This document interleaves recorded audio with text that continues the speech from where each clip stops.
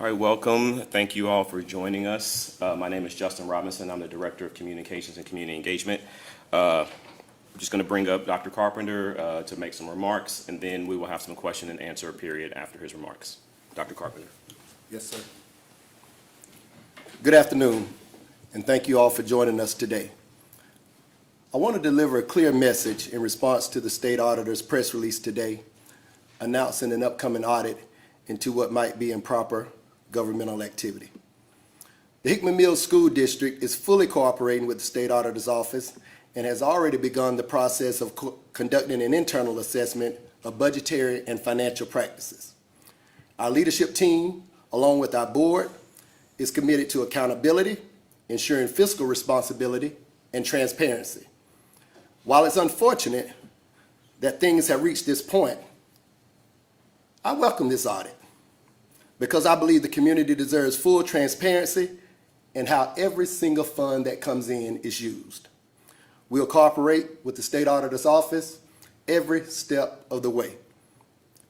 As the interim superintendent here, along with our Board of Education, I'm committed to ensuring fiscal responsibility and providing a factual account of what may have gone wrong and why. There should be no exception when it comes to accountability. And as a governance leadership team, I think I can speak for all of us when I say that we truly, truly welcome this audit. We're committed to fully cooperating during this process. And in addition to their work, the school district has already started its work. We've issued an RFP today for forensic auditing services. We'll determine through that process, along with the processes of the state, what possibly went wrong and why did it go wrong. Because our community and the children we get to serve each day deserve nothing less.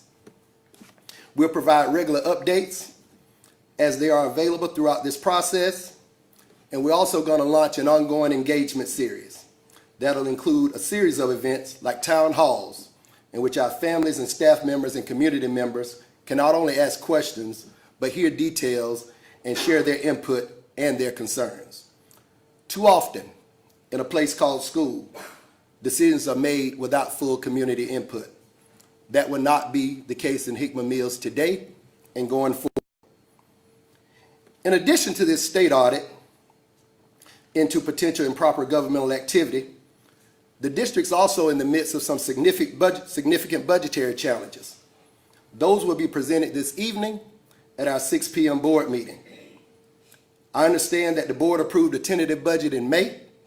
However, for many of the 14 days that I've been in district, I've been working closely with an official from the Missouri Capital Asset Advantage Treasury, or MOCAT, and that work has clearly revealed to me that the budget is significantly more strained than what the board was made aware of less than 3 months ago. And in this evening's board meeting, we'll present a revised tentative budget along with the details to support this reality.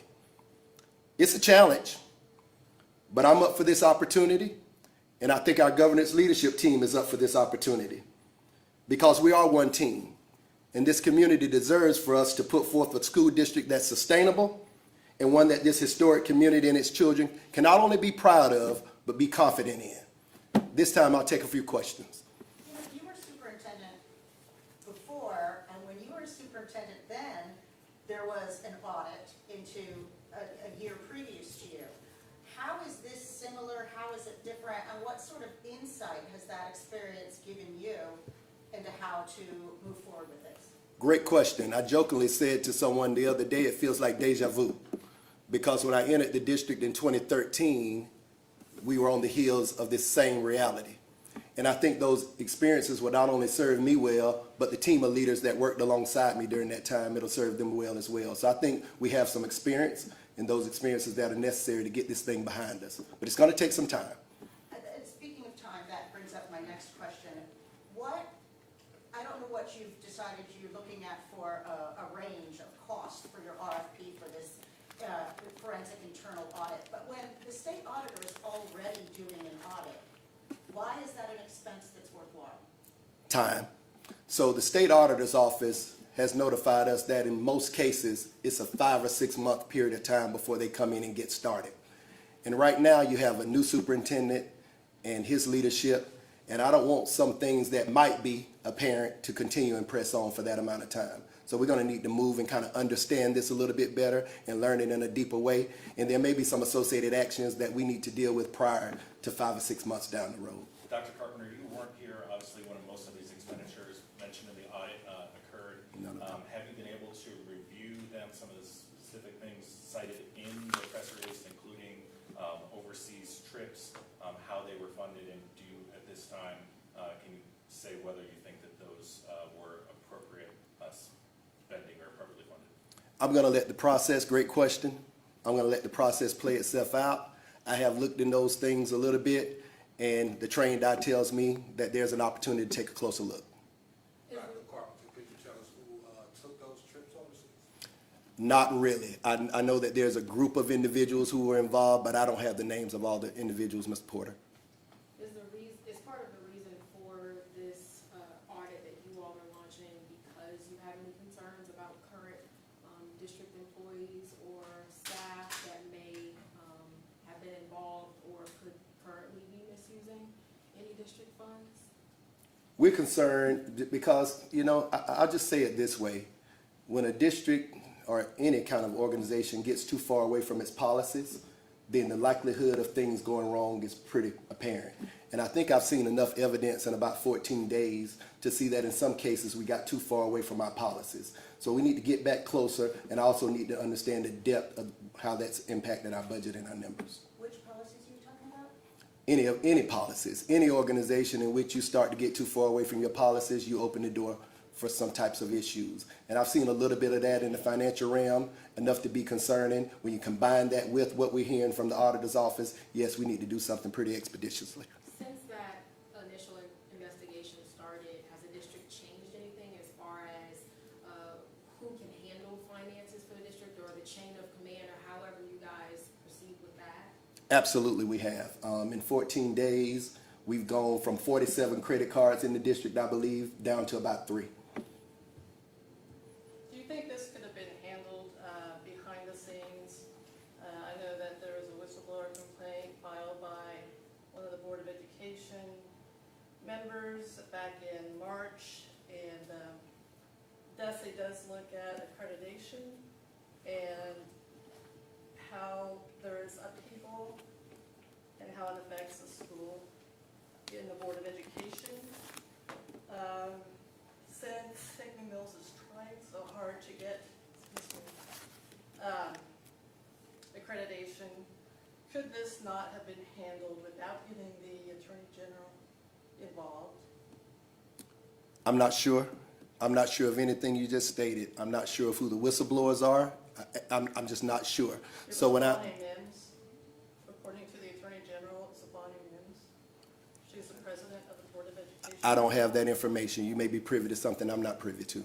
But to answer your question in terms of how it can be handled, I think sunlight is the best disinfectant. So I think we're in the right space right now. Do you have concerns, given, as she said, that DESE does make accreditation decisions based on leadership and financial stability, that this could be seen as a setback to that goal of regain full accreditation?